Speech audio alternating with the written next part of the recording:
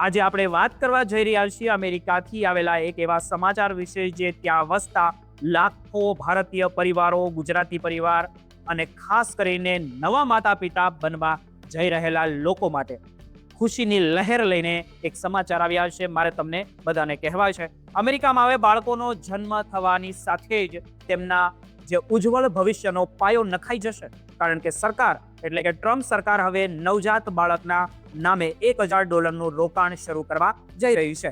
આ કોઈ ખાનગી બેંકની સ્કીમ નથી, પરંતુ યુએસ સરકારની એક અત્યંત મહત્વકાંક્ષી પહેલ છે, જેને ટ્રમ્પ એકાઉન્ટ અથવા તો 530A ઇનિશિયેટિવ તરીકે ઓળખવામાં આવે છે. આ વિડીયોમાં આપણે સમજીશું કે એકદમ સરળ ભાષામાં સમજીશું કે આખી યોજના શું છે અને કેવી રીતે આપણે તેમાં કામ કરશે અને કેવી રીતે આપણે તેમને મેળવ્યું. ખાસ કરીને જે ભારતીય માતા પિતા H-1B વિઝા કે પછી કોઈ અન્ય વર્ક પરમિટ પર અમેરિકામાં છે, તેમના મનમાં અનેક સવાલો અત્યારે ઊભા થઈ રહ્યા છે કે શું તેમના બાળકોને આનો લાભ મળશે કે નહીં. આ તમામ મૂંઝવણોનો અંત આવશે મિત્રો આ અહેવાલમાં. આ ઇનિશિયેટિવ પાછળનો મુખ્ય હેતુ એ છે કે અમેરિકામાં જન્મ લેનાર દરેક બાળક પોતાની જિંદગીની શરૂઆત કોઈ દેવા કે આર્થિક તંગી સાથે નહીં, પરંતુ એક મજબૂત એસેટ સાથે કે સંપત્તિ સાથે કરે. સરકાર દરેક એલિજિબલ નવજાત બાળકના નામે એક ટેક્સ ફ્રી ઇન્વેસ્ટમેન્ટ એકાઉન્ટ ખોલશે અને જેમાં તેમને શરૂઆતમાં જ સરકાર તરફથી $1,000 રકમ જે સીડ મની તરીકે એટલે કે પાયાની મૂડી તરીકે જેમાં કરવામાં આવશે. આ રકમ સીધી ફેડરલ ગવર્મેન્ટ દ્વારા આપવામાં આવશે. સૌથી મહત્વની વાત તો એ છે કે આ પૈસા માત્ર બેંકમાં પડ્યા નહીં રહે, પરંતુ તેને માર્કેટ બેઝ ઇન્વેસ્ટમેન્ટ ઓપ્શનલ તરીકે રોકવામાં આવશે, જેની સમયની સાથે આ રકમમાં વૃદ્ધિ થતી રહેશે. હવે આપણે એ સમજીએ કે આ એકાઉન્ટ્સ પ્રેક્ટિકલી કેવી રીતે ઓપરેટ થશે અને જેનું બાળક જન્મે તેમને નોંધણી થાય એટલે સરકારને $1,000 જમા કરી દેશે. ત્યારબાદ આ એકાઉન્ટમાં બાળકના માતા પિતા, પરિવારના અન્ય સભ્યો અથવા તો જે તે સ્ટેટ ગવર્મેન્ટ પણ વધારવાની યોગદાન આપી શકશે.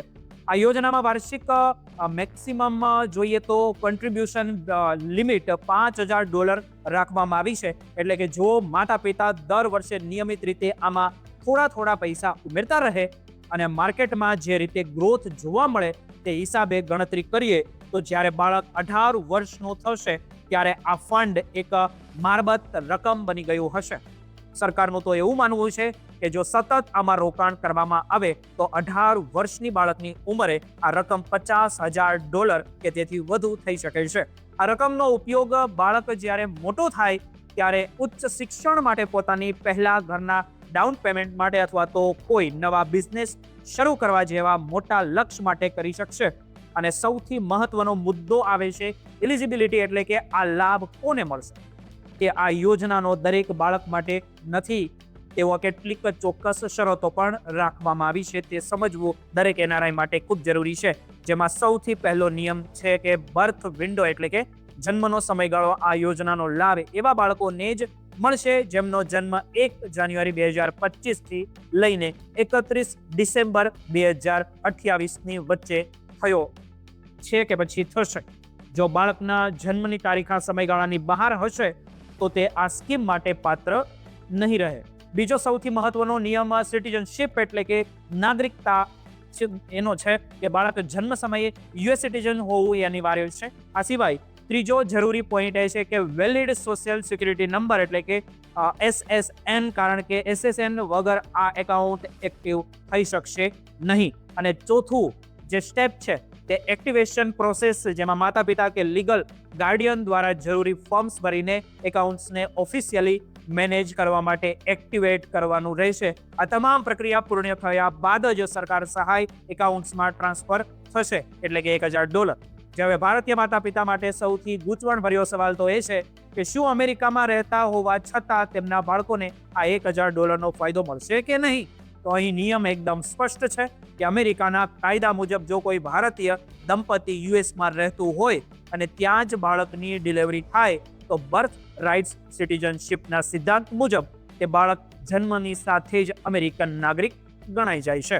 આનો સીધો અર્થ મિત્રો એ થયો કે જો તમારું બાળક 2025 થી 2028ના ગાળામાં અમેરિકામાં જન્મે છે અથવા તો 2025માં જન્મ થઈ ગયો છે તો યુએસ સિટીઝન હોવાને નાતે આ ટ્રમ્પ એકાઉન્ટ માટે 100% ક્વોલિફાઈ કરશે. પછી ભલે માતા પિતાનું ઇમિગ્રેશન સ્ટેટસ H1B વિઝા હોય કે પછી HL1 હોય કે પછી F1 હોય કે પછી કોઈ પણ ગ્રીન કાર્ડ ધારક હોય, તેનાથી બાળકની પાત્રતામાં કોઈ ફરક પડતો નથી. બસ શરત એટલી જ કે બાળકનો જન્મ અમેરિકાની ધરતી પર થયેલો હોવો જોઈએ. આ એક સોનેરી તક છે જેનો લાભ લેવા માટે ભારતીય પરિવારોને જાગૃત રહેવાની પણ જરૂર છે અને ડોક્યુમેન્ટ્સ તમારે તૈયાર રાખવાની પણ જરૂર રહેશે.